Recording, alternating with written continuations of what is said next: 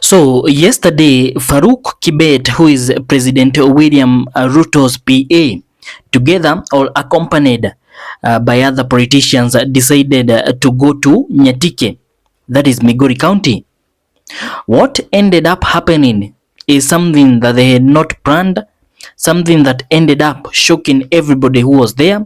And I like you to stay with me to the end so that I can reveal more details about this particular incident that happened in Nyatike, Migori County.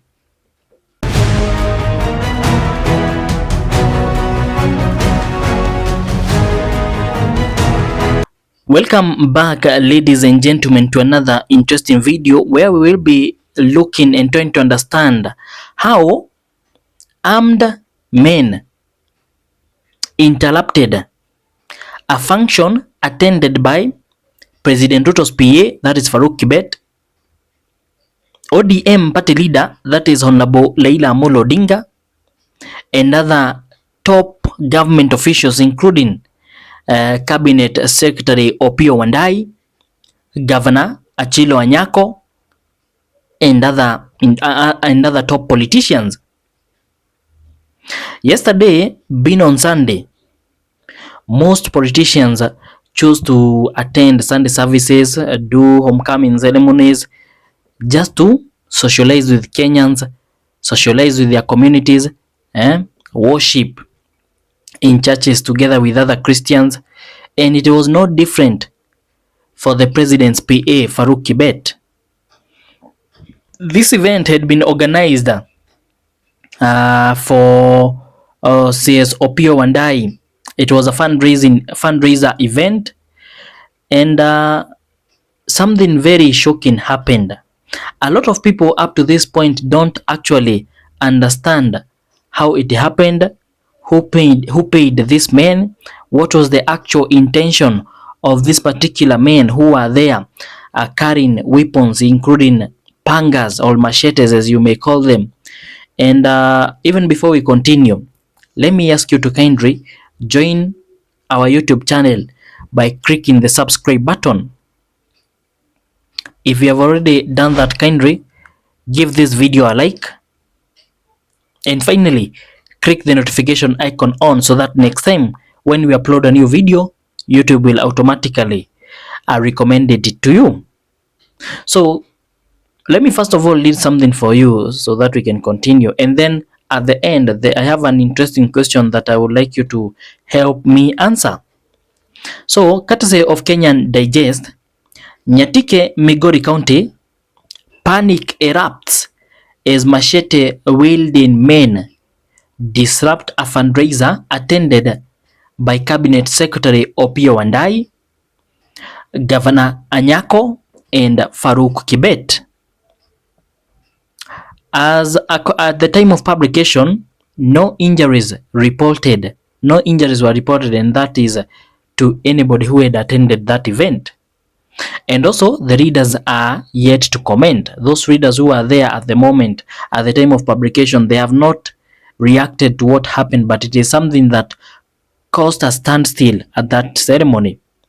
Courtesy of the Daily Mirror, News Kenya, politicians targeted as armed gangs storm Migori church graced by Governor Anyako and FAROUK Kibet.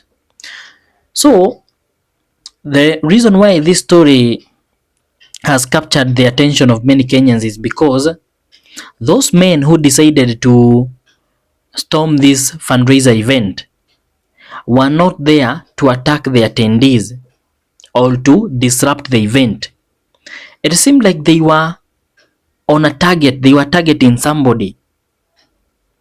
And to be particular, they were targeting the politicians. That's why you see, according to this report from the Daily Mirror, politicians targeted. So more details reveal politician targeted as armed gang storms Migori church graced by Governor Anyako and FAROUK Kibet. Well, there was shock and confusion during a prayer service in Kabobo, Makalda, Kanyarwada Ward, Migori County, after a group of armed men stormed the venue. The interdenominational church fundraiser, attended by high-profile leaders including Migori Governor Ochido Anyako and President William Ruto's close aide FAROUK Kibet, turned chaotic as the gang targeted a local politician in the full glare of cameras.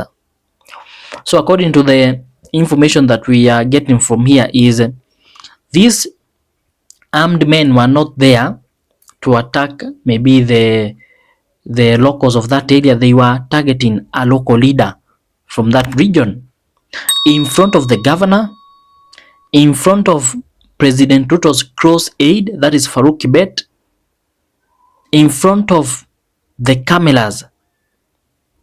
And these people looked like they were there to cause chaos. The fact that they were carrying pangas, these are people who are not there to rough with you. So according to eyewitnesses, the attackers had disguised themselves as ordinary congregants. They mingled with the crowd, hiding crude weapons beneath their clothing. So tell me, ladies and gentlemen, let's say you are there. High chances is you will end up getting shocked, getting confused on how things are happening very fast. Even the politicians who are there, including the governor, President Ruto's PA, they were all shocked because these are not people who came from outside. They had disguised themselves as ordinary congregants, only for them to later stand up and remove crude weapons underneath their clothes. One of the people who was there ended up commenting and revealing this. They looked like normal churchgoers until they suddenly pulled out machetes. These are pangas, said a frightened attendee. That's when people started running in all directions. And this was expected. When you are somewhere worshiping, you are a group of people seated somewhere listening to the sermon, then randomly you see few individuals stand up, few men, and take out pangas. What do?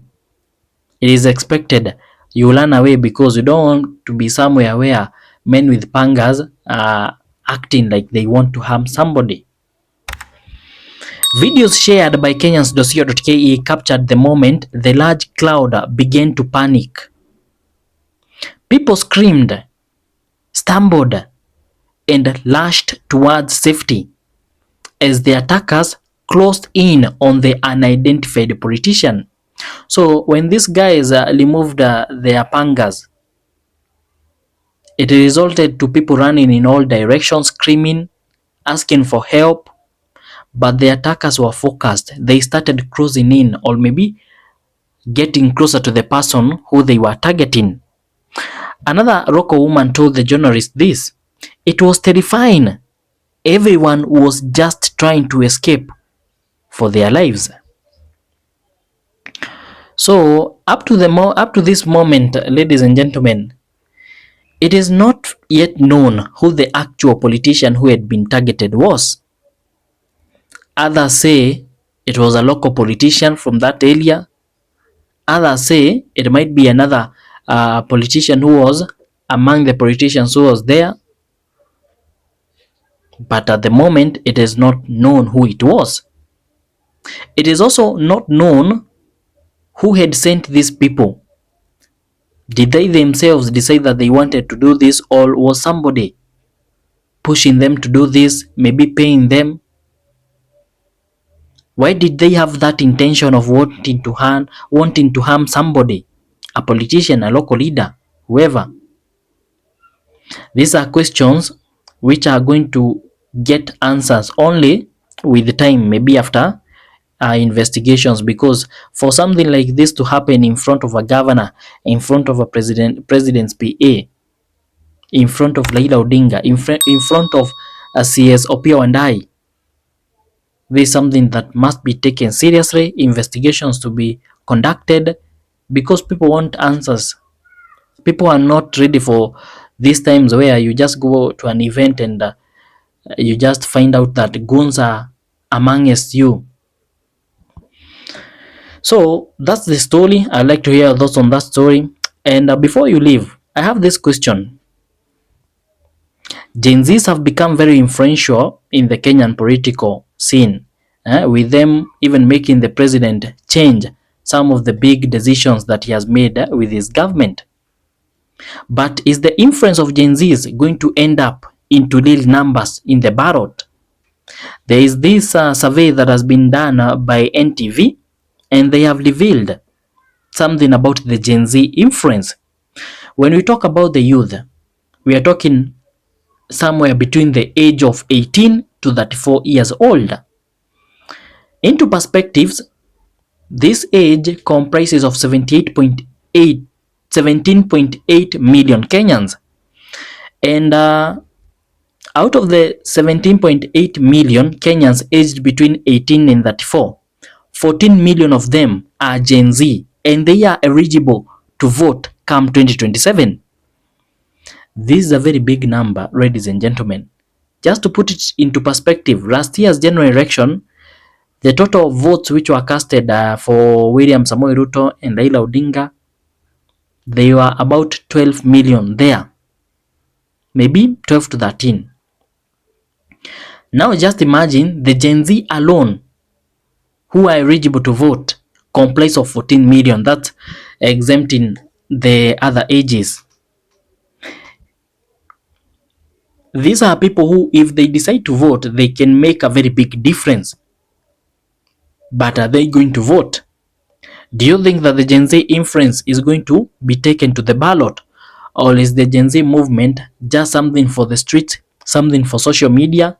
And when it comes to the actual work where they are required to put their decision, put their choice in the ballot, they are not there? Kindly put your thoughts in the comment section below.